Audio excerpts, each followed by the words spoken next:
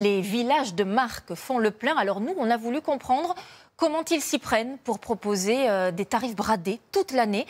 Ce n'est pas seulement parce qu'ils vendent des collections passées, vous allez le voir, en Seine-Maritime et dans le Calvados. Myriam Stiti, Aurore Coulon et Antoine Santos. Des allées pleines, aux allures de ruelles. Bienvenue dans un village de marque.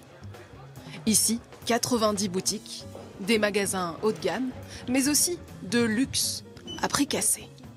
C'est assez cher à la base, donc si on peut avoir un petit moins 30, c'est pas mal. Qualité à un bon prix, on achète.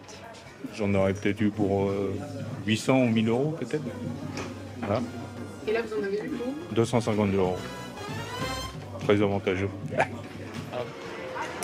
Comment font-ils pour à ce point réduire les prix?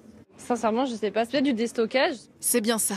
Les vêtements correspondent à d'anciennes collections, aux invendus. Vous allez avoir la même technicité, elle ne va pas perdre en qualité ni en technique, mais parce que c'est un modèle antérieur ou alors un coloris passé, vous allez avoir une remise supplémentaire sur ce produit.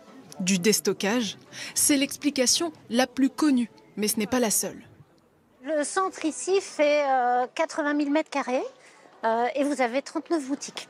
À Honfleur, en moyenne, 3500 visiteurs par jour et des rayons toujours pleins. On échange régulièrement avec les directions d'enseigne pour les alerter. Attention, à telle date, il y a une opération commerciale. Du coup, assurez-vous d'avoir des stocks. Pour s'assurer des stocks et des prix bas, certaines marques ne se contentent pas d'envoyer leurs invendus.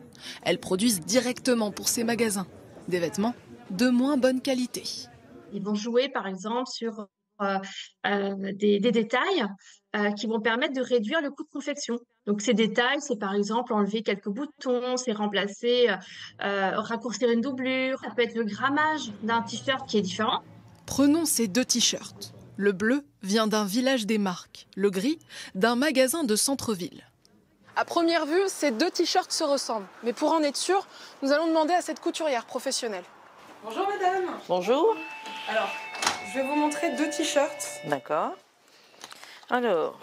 Elle remarque des coutures différentes. Les deux vêtements n'ont pas été fabriqués au même endroit. L'un au Bangladesh, l'autre au Pakistan. Il y en a qui ont des machines plus performantes que d'autres. Là, à la longue, oui, vous voyez, regardez, ça commence d'ailleurs. Ça risque de s'effilocher, vous voyez. Un autre détail finit par surprendre notre couturière. Bah, c'est pas tout à fait les deux mêmes, tiens, touche. Celui-là a l'air plus léger. Il fait plus synthétique celui-là. Vérifions son poids. Celui-ci fait 159 grammes. L'autre, celui d'un magasin de marque, 169. 10 grammes d'écart. C'est pas fait dans le même tissu. La qualité n'est pas la même. C'est la balance qui parle, c'est pour moi. Donc on voit bien que le grammage est plus important là que là. Celui-là, il est plus solide que celui-ci. Conclusion, vous avez l'impression d'acheter le même t-shirt. En réalité, ils n'ont rien à voir. Ça, c'est pour les vêtements. Mais qu'en est-il des autres boutiques ? Par exemple, ce produit-là, cette cocotte citrouille, c'est du second choix. Vous avez un petit impact là qui n'engendrera pas la cuisson, c'est juste un défaut esthétique. 28 villages de marque existent déjà en France. 3 autres devraient voir le jour d'ici 2025.